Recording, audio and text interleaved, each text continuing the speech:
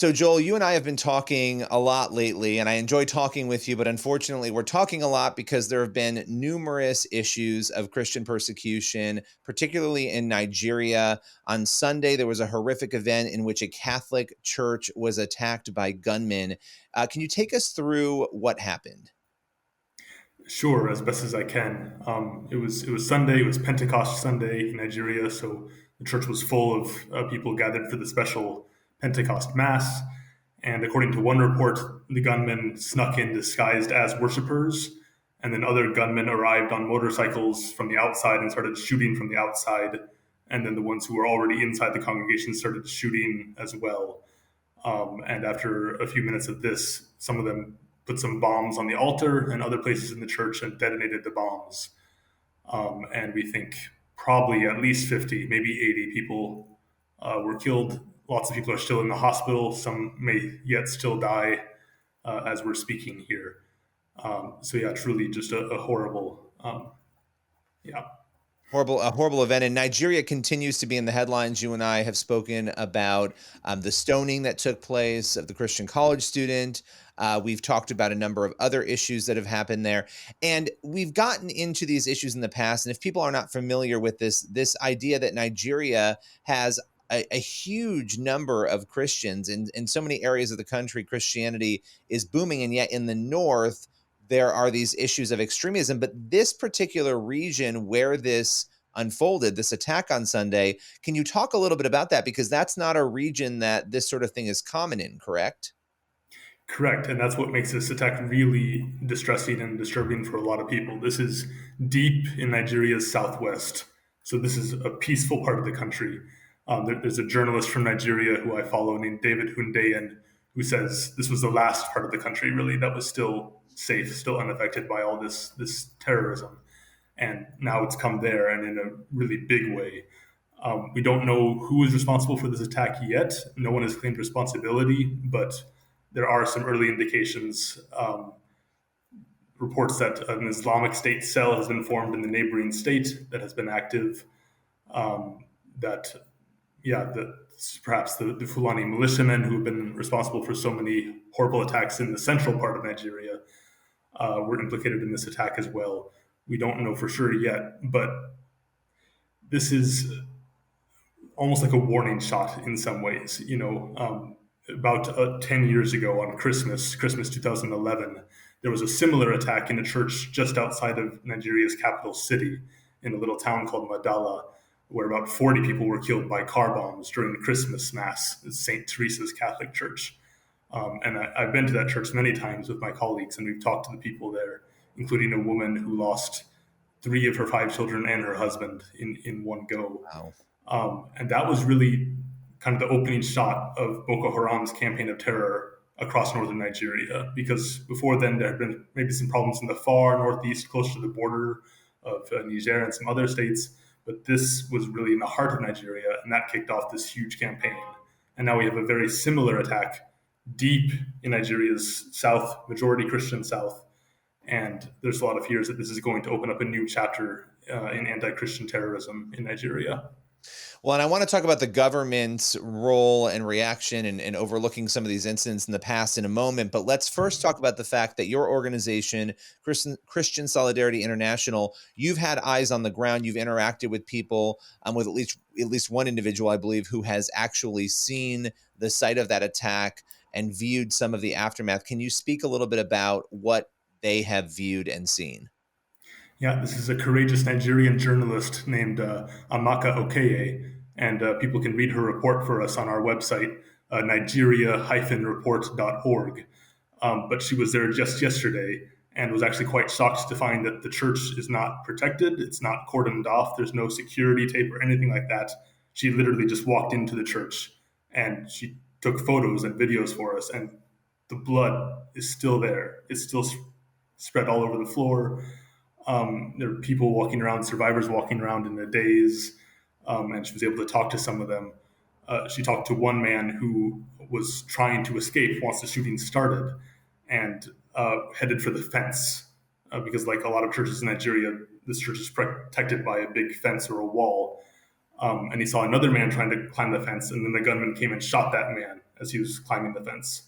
And then the gunman pointed his gun at a little girl who was standing right there and shot her too. And then kind of pointed his gun at this man and said mockingly, "Now you try to climb the fence." And he did, and somehow survived, somehow escaped with his life. But that's the kind of stories that our friend Mrs. Okeye is finding in OO today.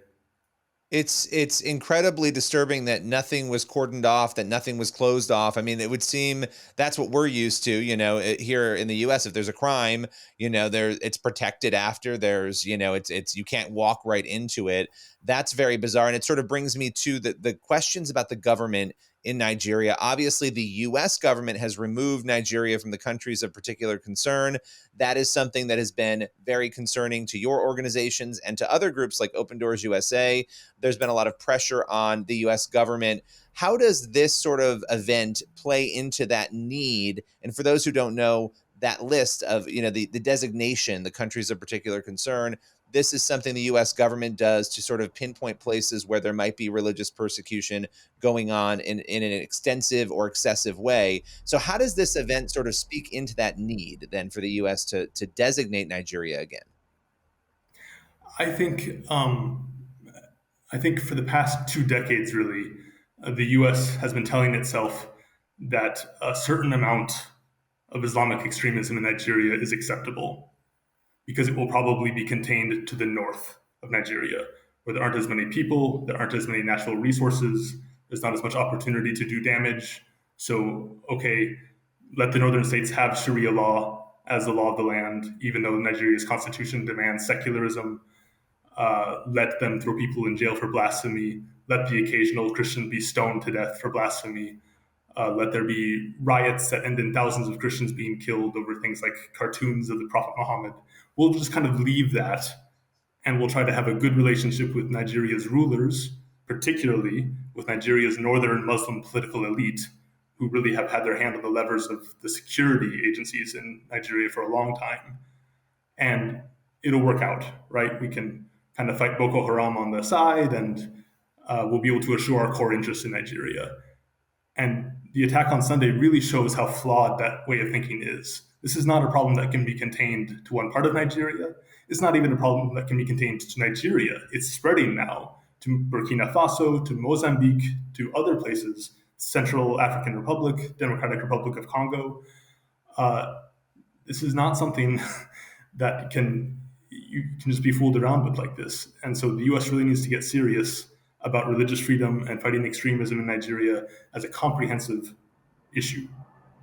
Well, and it also makes you wonder, and this is just speculation, but when Nigeria can contain many of these events to the north, as you were saying, does it put pressure on their government now that they've had another one of these massive attacks in a place where they don't normally happen? I mean, does that put any pressure, do you think, on the government there to maybe think differently about the way that they've been looking the other way and handling these situations? It may well do, and I really hope so. It's been widely reported that the president of Nigeria went to a huge fundraising banquet the night after this massacre happened with all of his fellow politicians and such, which has really been taken as a symbol by many Nigerians as just how out of touch the Nigerian government is with the security. I won't say security situations, security catastrophe in the whole country. I hope so. We can hope and pray, but there are very powerful forces behind the current Nigerian government in Nigeria's north that do not want to see the kind of changes that are necessary to stop this kind of violence. So it will take, I think, a big assist from the United States and from outside powers to really nudge the Nigerian government towards taking a stand on combating this kind of violence. And that's why that countries of particular concern designation is so essential, because it helps put that pressure on. Where can people go? You mentioned the website earlier. I want to give you a chance to mention it again, because you had that courageous reporter who was out there talking with people, surveying what happened. Where can people go to read her report? Yep, the website is www.nigeria-report.org. That's CSI's special Nigeria website where you can keep up to date with everything that's happening for Christians in Nigeria. And if listeners want to donate to CSI's efforts to help Christians in Nigeria, you can go to our US website. That's www.csi-usa.org. enlighten.org. We have projects ongoing in 7 different states in Nigeria to help victims of terrorism and persecution, and we can use all the support that you can give. Joel, as always, thank you so much for giving us your time and taking us through this incredibly difficult story. Thank you so much, Billy.